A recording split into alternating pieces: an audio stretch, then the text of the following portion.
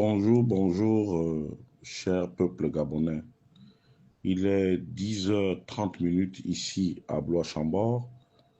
Je suis votre humble serviteur Wilfried Okumba Kamitato Leninda Djogo. Nous sommes le dimanche 25 août 2024. Dans 5 jours, nous allons fêter les 1 an de la prise de pouvoir par les militaires via le général de division Brice Clotaire Oligui. Monsieur le Président de la Transition, veuillez me recevoir chez vous. Monsieur le Président de la Transition, le début était bien, mais depuis quelques mois, vous vous êtes égaré de l'objectif. Malheureusement, le populisme, la famille et l'argent ont pris le dessus sur les convictions premières qui vous ont amené à prendre le pouvoir le 30 août 2023, à savoir la situation chaotique dans laquelle se trouvait notre beau pays, le Gabon. Mais, Monsieur le Président de la Transition, ce matin, je me permets de venir vers vous pour m'insurger contre la barbarie qui s'est installée à Port-Gentil et qui ne va pas cesser maintenant parce que, comme vous le savez mieux que moi, Excellence, le ventre affamé n'a point d'oreille. Monsieur le Président de la Transition, voyez-vous, on est souvent pressé de jeter les autres en pâture. On est souvent pressé de faire du mal. C'est-à-dire qu'aujourd'hui, le principe dans la politique politicienne au Gabon, c'est que on se bat pour enlever l'autre. Et pour enlever l'autre, on le dépeint, on l'humilie, on l'affuble de tout ce qui n'est pas pour l'empêcher d'être à vos côtés. Je sais, Monsieur le Président, que nous avons eu maille à partir avec le parti État, parce que le Parti démocratique gabonais, à sa création, se confondait à l'État. Et chaque organisation a une durée de vie, Monsieur le Président de la Transition. Ça, il faudrait que vous le sachiez. Et je crois qu'à un moment donné, au bout de 50 ans, le Parti démocratique gabonais est arrivé à saturation. La raison pour laquelle il y a eu un rejet systématique de cette structure. Elle n'a pas voulu faire sa mue, elle n'a pas voulu refondre ses textes, elle n'a pas voulu changer le mode de gestion, elle s'est plutôt empêtrée dans la corruption active et passive des citoyens gabonais.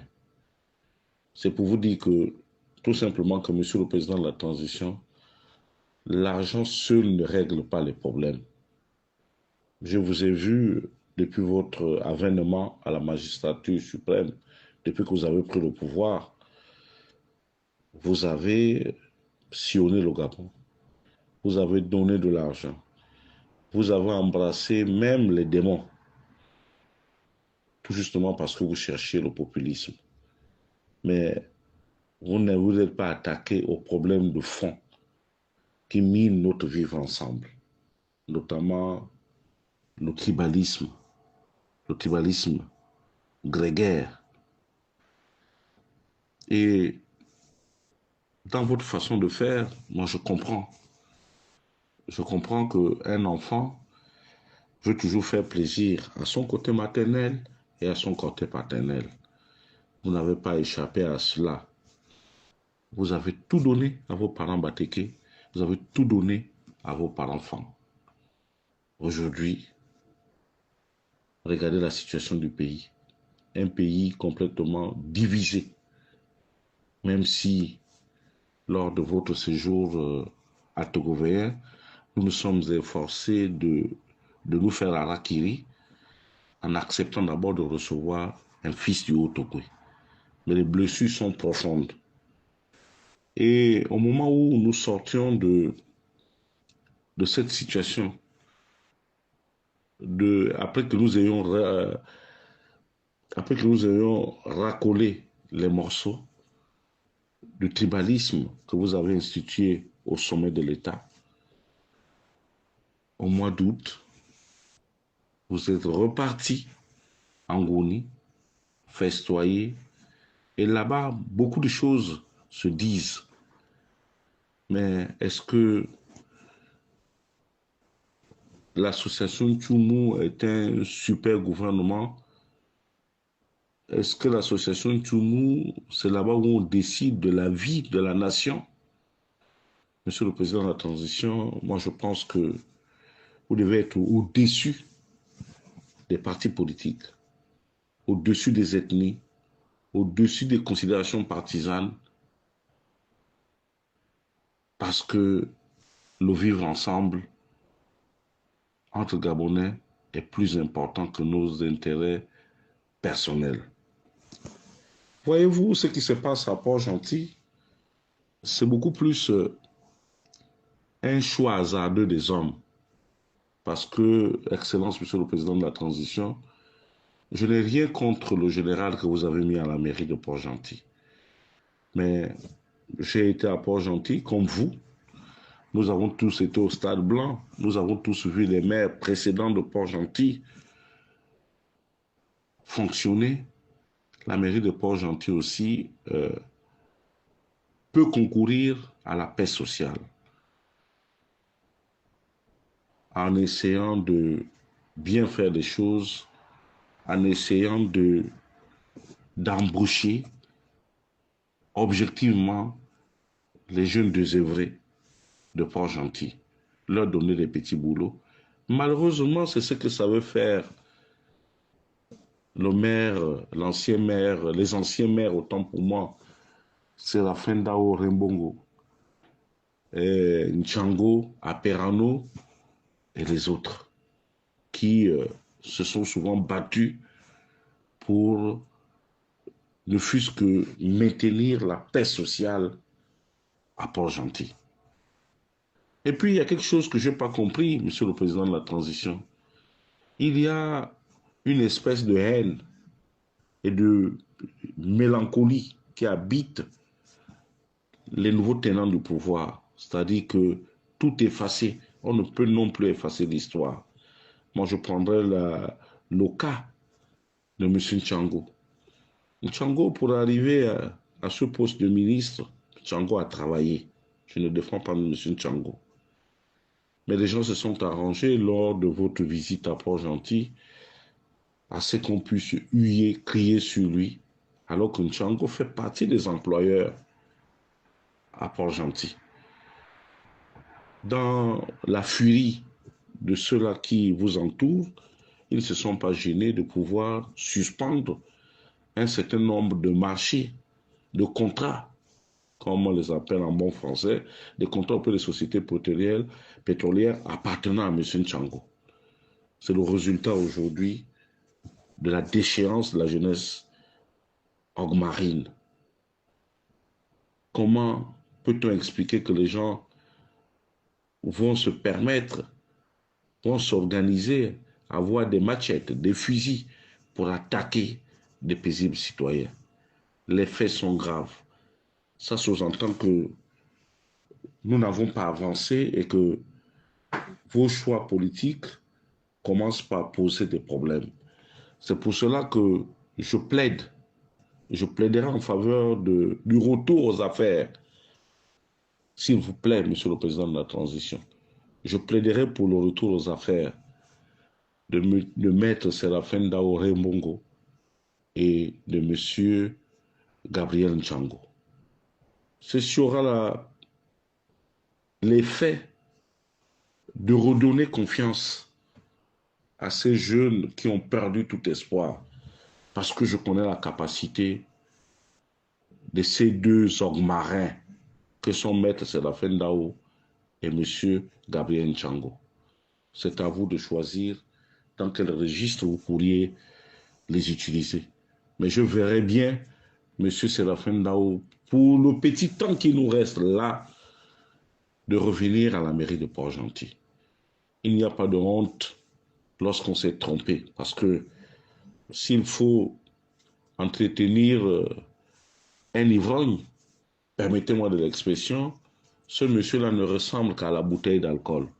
Ce monsieur n'a pas de projet pour Port-Gentil. Et ce monsieur, je ne pense pas qu'il penserait même à sa propre progéniture, si ce n'est à un verre de bière, à se saouler la gueule à longueur de journée. Le retour de monsieur Gabriel Nchango dans une place de choix amènera à ce qu'il puisse reprendre les discussions avec ces jeunes désœuvrés. C'est vrai que ceux qui ont pris les dabas et autres pour agresser les gens devront répondre de leurs actes devant la justice. Mais là encore, c'est une situation qui ne fera qu'alourdir le climat à Port-Gentil. Monsieur le Président de la Transition, la même situation est similaire à Mwanda. Seulement, jusque-là, les Mwandais et les autres Atogovéens qui sont venus travailler dans les mines de la Comilog, aujourd'hui nous sommes excédés par le comportement belliqueux des Bawandji, en tête desquels M. Jean-Valentin Leyama, qui est votre député de la transition, celui à qui vous avez donné la possibilité de revenir au Parlement alors que les populations de Mwanda l'avaient complètement vomi et nous n'en voulions plus puisque nous savions que c'est quelqu'un de très mauvais. Mieux, vous savez ce qu'a vécu M. Abeke, ce M. Leyama allait dans les plantations donner de l'argent aux mères de famille pour que ces dernières aillent à la Comilog montrer leur nudité. Nous avons vécu des choses impensables, Monsieur le Président de la Transition, avec ce député que vous avez choisi de vous-même, au nom de la société civile, au nom d'un parti politique dénommé Agir ou Réagir, je ne sais pas comment on appelle ce parti. Et voilà ce que nous vivons. Mais je pense, Monsieur le Président de la Transition, dans la vie d'un être humain, il y a ce qu'on appelle la reconnaissance du ventre. La reconnaissance du ventre, c'est quoi?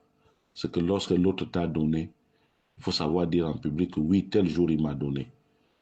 Nous ne sommes pas là pour cautionner les forfaitures, non. Mais il y a des gens qui ont le droit de parler dans ce pays désormais. Il y en a qui n'en ont pas le droit. Et parmi ceux-là, moi je pense que Jean-Valentin Leyama n'a plus rien à nous proposer. Parce qu'il n'est pas plus mwandais que les autres. C'est pas possible. J'ai suivi aussi une sortie d'un aîné, monsieur Lobo, nous l'appelions affectueusement l'homme. Mais l'homme, moi je veux bien que tu viennes te gargariser en disant t'es 32 ans. Je veux que tu dises, que tu viennes dire aux gens que les syndicats se sont permis de ne pas vous donner la parole. Mais lorsque vous vous retrouvez là-bas, à Doumaï, autour de votre machin là, Batolo, est-ce que vous prenez la peine de lui dire que ce que nous sommes en train de faire là n'est pas bien? Les autres là-bas nous regardent. Mais souffrez aussi que nous réagissons aussi, que nous nous comportions aussi comme vous l'avez fait par le passé. Est-ce que c'est vous qui avez le monopole de la violence ou le monopole des mots durs envers les populations flottantes, comme vous nous appelez, puisque nous flottons. Nous sommes des flottants et c'est vous qui êtes enracinés. Mais la Comilogue, c'est une société citoyenne. C'est une société qui appartient aux Français. Et puis n'oubliez pas l'histoire de Batolo. Abeke que vous malmenez en longueur de journée, que vous insultez ici et là, n'a-t-il pas gelé un poste pour Batolo pendant 6 ans?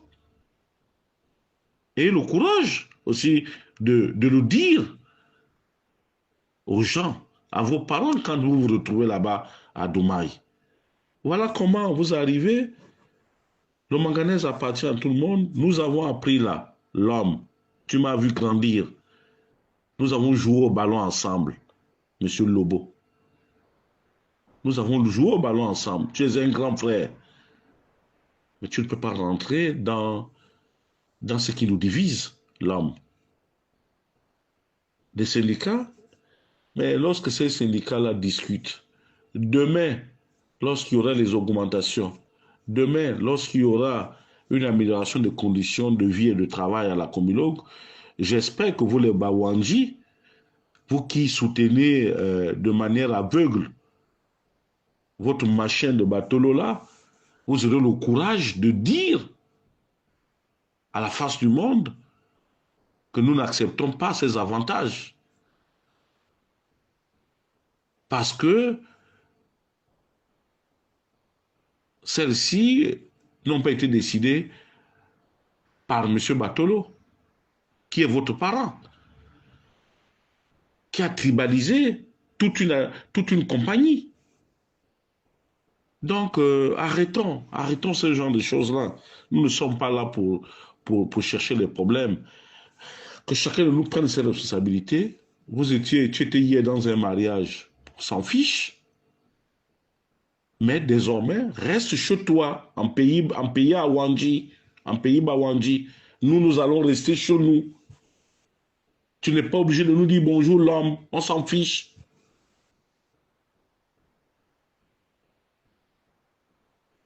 Parce que vous n'êtes pas sérieux. Quand les Yamas posaient ce genre d'acte, vous étiez en train de rire, vous étiez en train de cautionner. Maintenant que nous réagissons aujourd'hui. Et ce qui s'est passé à Port-Gentil arrivera à Mwanda. Ne vous inquiétez pas. Nous allons nous battre pour notre indépendance. Parce que nous estimons que vous en faites un peu trop. Monsieur le Président de la Transition, je ne finirai pas mes propos sans pour autant parler de ce qui nous divise aujourd'hui. La fameuse campagne du oui et la fameuse campagne du non. Monsieur le Président de la Transition, voyez-vous, sincèrement, vous n'avez pas besoin de ça. Vous n'avez pas besoin que l'on vous colle l'adjectif, le qualificatif, autant pour moi, de dictateur. Vous avez convoqué un dialogue national inclusif, que moi je considère d'exclusif. Depuis 6 mois, depuis que cette messe-là est finie, nous n'avons aucune résolution sur la place publique. Plus grave, les gens se lèvent pour dire que vous devez voter le oui, en disant que si nous ne votons pas le oui, ce qu'on veut qu'on vous enlève, c'est qu'on est contre vous. Mais Monsieur le Président de la Transition, pour prendre ce pouvoir-là, est-ce qu'il y a eu une émanation ou bien il y a eu une intervention du peuple? Il n'y a eu aucune intervention du peuple. Vous vous êtes levé avec vos frères d'armes, vous avez pris le pouvoir. Donc, vous pouvez toujours continuer à garder le pouvoir si vous le souhaitez. Éternel ad vitam. Vous pouvez garder le pouvoir comme vous voulez, Monsieur le Président de la Transition. Donc, pour nous, aujourd'hui, nous estimons que c'est un manque de respect notoire de la part de vos envoyés dans les villages. lorsque ces derniers viennent nous dire que si nous ne votons pas le oui, c'est qu'on est contre vous. Mais comment peut-on parler d'une constitution que nous n'avons aucun document sous les yeux? Donc ça voudrait dire que si par l'extraordinaire, dans cette constitution, il est marqué que M. Brice Clotaire Oligui Nguema est le président à vie du Gabon. Monsieur le président Oligui Nguema est désormais le roi du Gabon. Le Gabon devient une royauté. Donc nous allons accepter comme ça, sans pour autant que nous n'ayons le droit d'émettre des réserves. Et c'est pour cela que je me permets ce dimanche, qui est un jour réservé au Seigneur, au Créateur du ciel et de la terre, de parler aussi un peu à Papa Zakari Miboto.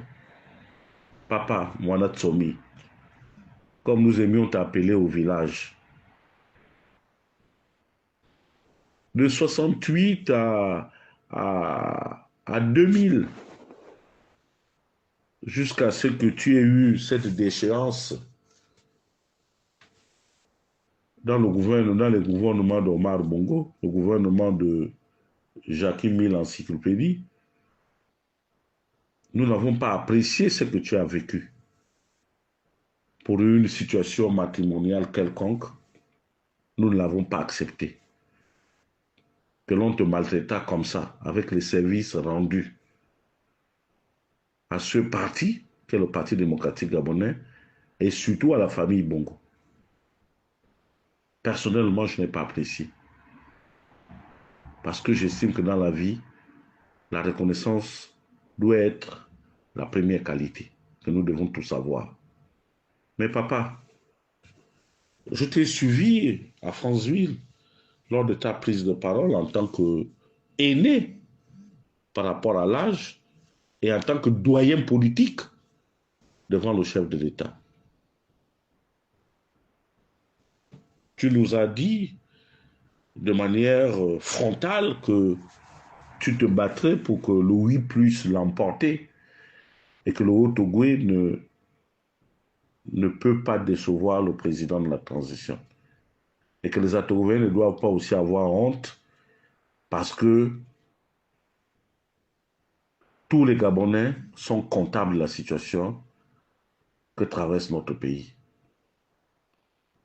D'accord, Mwana Tsomi. D'accord, papa.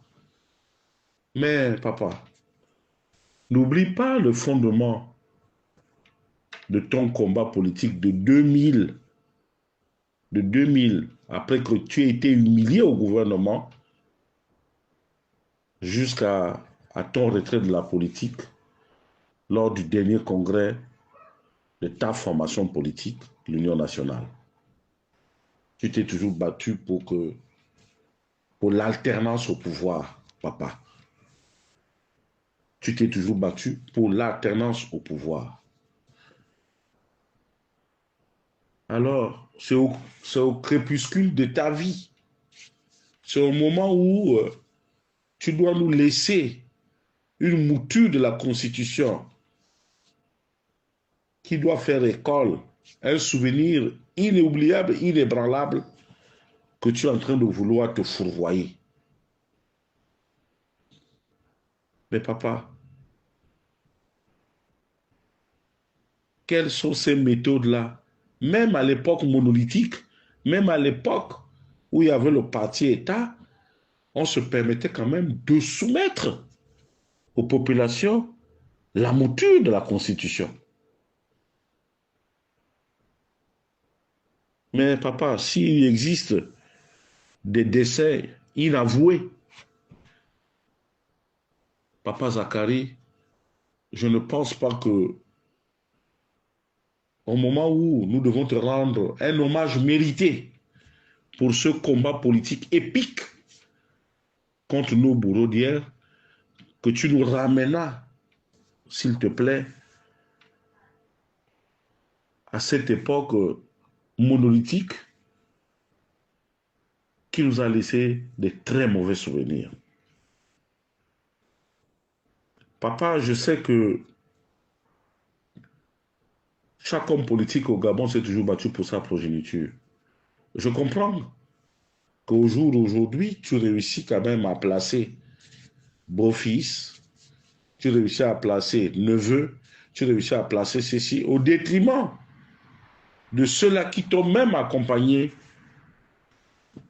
dans ce combat politique face à celui que nous appelions tous le grand maître. Mais papa, essaie d'élargir ta main, essaie de donner des vrais conseils à ton fils Oligui. Parce que le chemin que nous empruntons là est fait de beaucoup d'embûches et d'incertitudes. Et ça, papa, tu le sais. Qu'est-ce que tu nous laisses comme constitution? Une constitution taillée sur mesure, une constitution qui valorise le militaire au détriment du civil, ou une constitution que nous ne devons plus aliéner, comme dans les autres États sérieux. Et puis, dans cette affaire où il n'y a pas de Premier ministre, où c'est le président seul qui décide, je pense que nous ne sommes pas encore prêts pour accepter cela. Excellence, Monsieur le Président, Monsieur le Président de la République. Nous ne sommes pas encore prêts pour accepter cela, Papa Zakari Biboto. S'il te plaît, nous savons compter sur ton efficacité et sur ton expérience et ton savoir-faire. C'est sur ce mot que je me permets de me retirer tout en réitérant à son Excellence, M. Brice-Clotaire Oligui Nguema, que les Gabonais sont prêts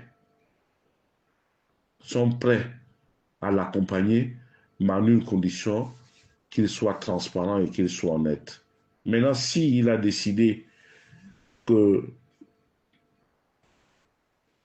ne doit son salut que par rapport à l'affrontement, ou qu'il prépare l'affrontement, ben, il trouvera l'affrontement. Nous sommes prêts à mourir pour défendre notre pays. Je vous remercie.